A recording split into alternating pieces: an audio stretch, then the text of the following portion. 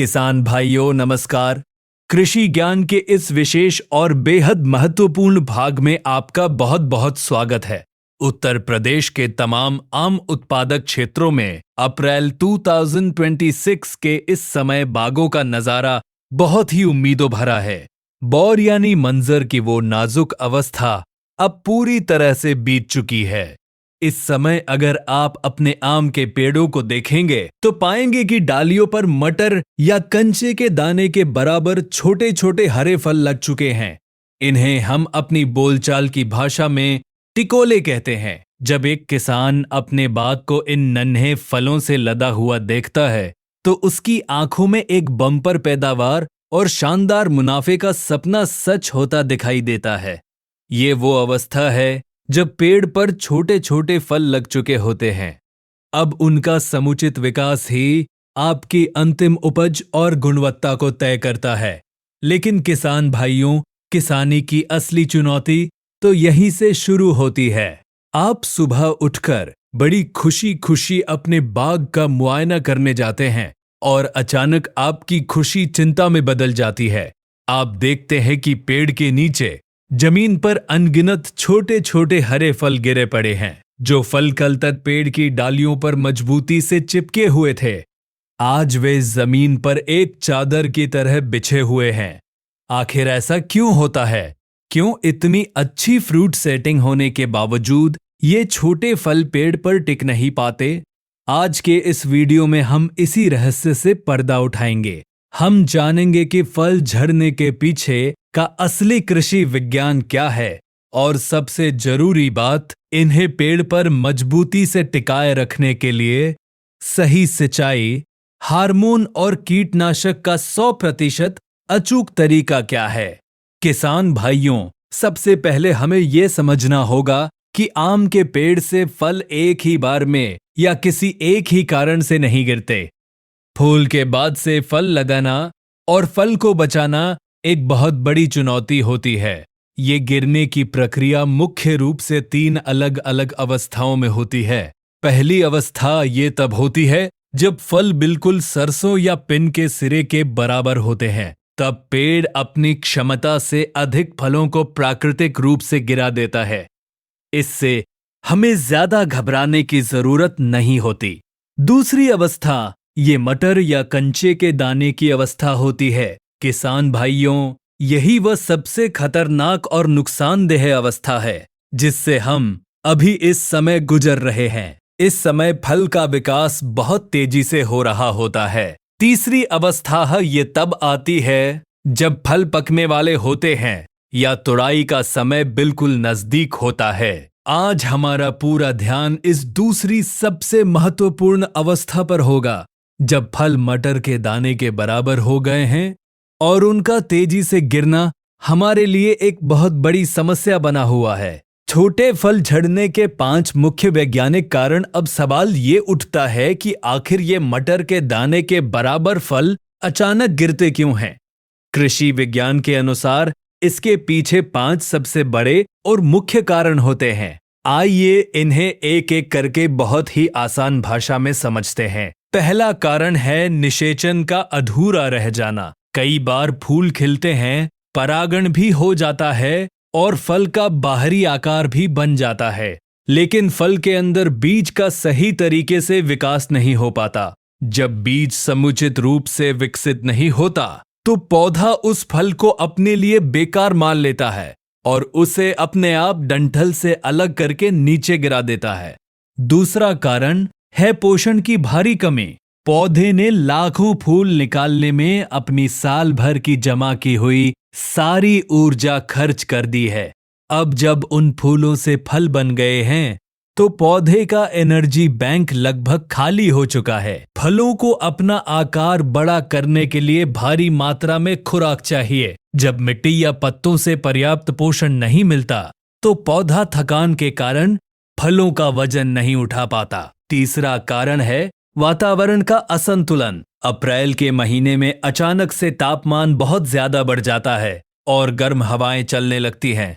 ये अचानक बढ़ता हुआ तापमान पौधों को गहरे तनाव में डाल देता है।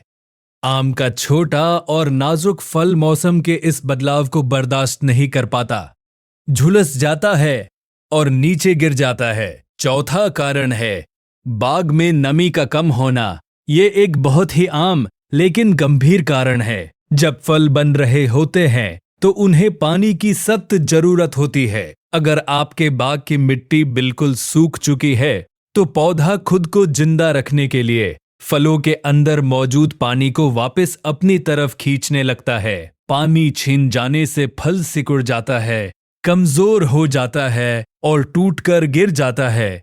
पांचवा कारण है हार्मोन का भयंकर असंतुलन। किसान भाइयों, यही वह सबसे बड़ा और सबसे महत्वपूर्ण कारण है जिसे समझना आपके लिए सबसे ज्यादा जरूरी है।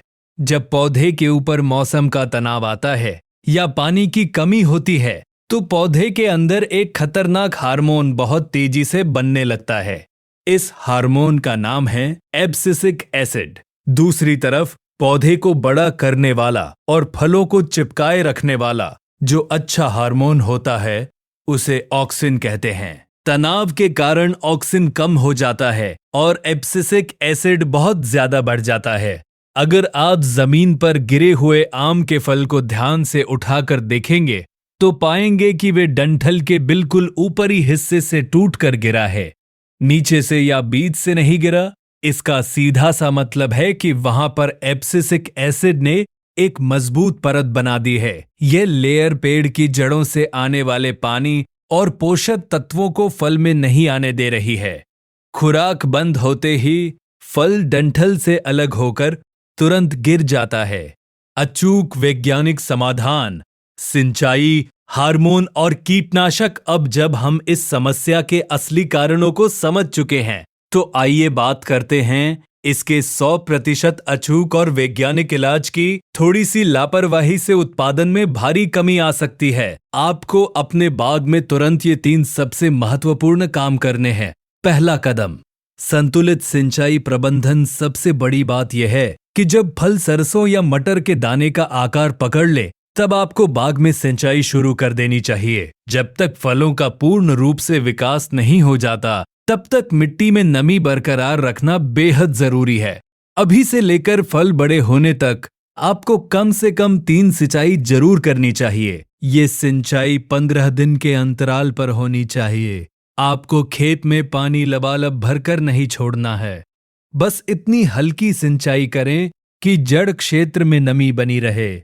मिट्टी में नमी बनी रहेगी तो पौधे का तनाव कम होगा और फल कम गिरेंगे। दूसरा कदम, हार्मोनल स्प्रे का प्रयोग। सिंचाई से खेत में नमी तो आ जाएगी, लेकिन उस खतरनाक हार्मोन एब्सिसिक एसिड का क्या करें जो डंठल के पास परत बना चुका है? उसे कम करने के लिए हमें पौधे को बाहर से ऑक्सिन हार्मोन की खुराक देनी होगी। इसके लिए आपको बाजार से नेफ्थलीन एसिटिक एसिड लाना है। ये दवा बाजार में सबसे ज्यादा प्लेनोफिक्स के नाम से आसानी से मिल जाती है।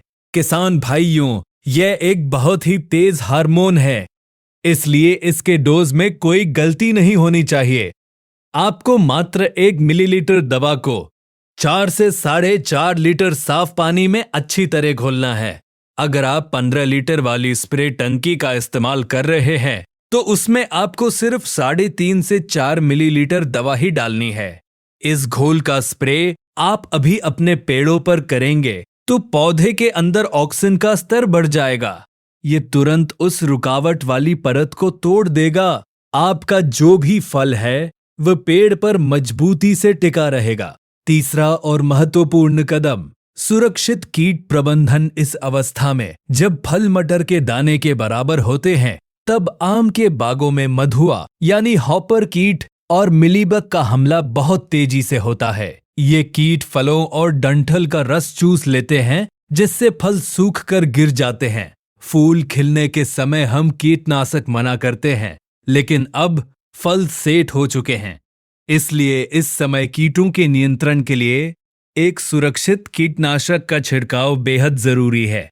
इसके लिए आप इमिडाक्लोप्रिड 17.8% SL इमिडाक्लोप्रिड 17.8% SL का इस्तेमाल कर सकते हैं। इसका डोज बहुत ही सटीक रखना है। आपको 1 मिलीलीटर इमिडाक्लोप्रिड को 3 लीटर पानी में अच्छी तरह घोलना है, यानी 15 लीटर की टंकी में केवल 5 मिलीलीटर दवा डालनी है।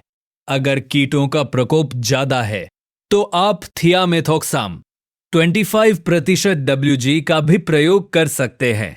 इसका डोज 0.3 ग्राम 0.3 GM प्रति लीटर पानी रखना है, यानी 15 लीटर की टंकी में लगभग 5 ग्राम दवा। इन दवाओं के स्प्रे से रस चूसक कीट तुरंत खत्म हो जाएंगे और आपके फल पूरी तरह सुरक्षित रहेंगे। ध्यान रहे, तेज धूप में स्प्रे करने से बचें। हमेशा सुबह जल्दी या शाम के समय ही छिड़काव करें।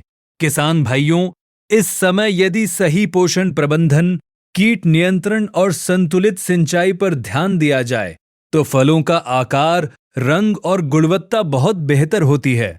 अगर आप इन वैज्ञानिक विधियों का कड़ाई से पालन करते हैं तो यकीन मानिए, आपके मटर के दाने के बराबर वाले फल तेजी से आकार लेंगे और अंततः आपकी उपज में भारी उछाल आएगा। हमें उम्मीद है कि आम में फल सेट होने के बाद की ये वैज्ञानिक जानकारी आपके लिए उपयोगी साबित होगी और आप अपनी फसल में बेहतर विकास और अधिक उत्पादन प्राप्त कर पाएंगे। यदि आपको यह जानकारी लाभदायक लगी हो तो इसे अन्य किसान भाइयों के साथ जरूर साझा करें। क्या आप जानना चाहेंगे कि आम के फलों का आकार और मिठास तेजी से बढ़ाने के लिए मई के महीने में कौन सी विशेष खाद का प्रयोग करना चाहिए? नीचे कमेंट करके जरूर बताएं। ऐसे ही उपयोगी कृषि संबंधी जानकारियों के लिए हमारे साथ जुड़े रहें। नमस्कार।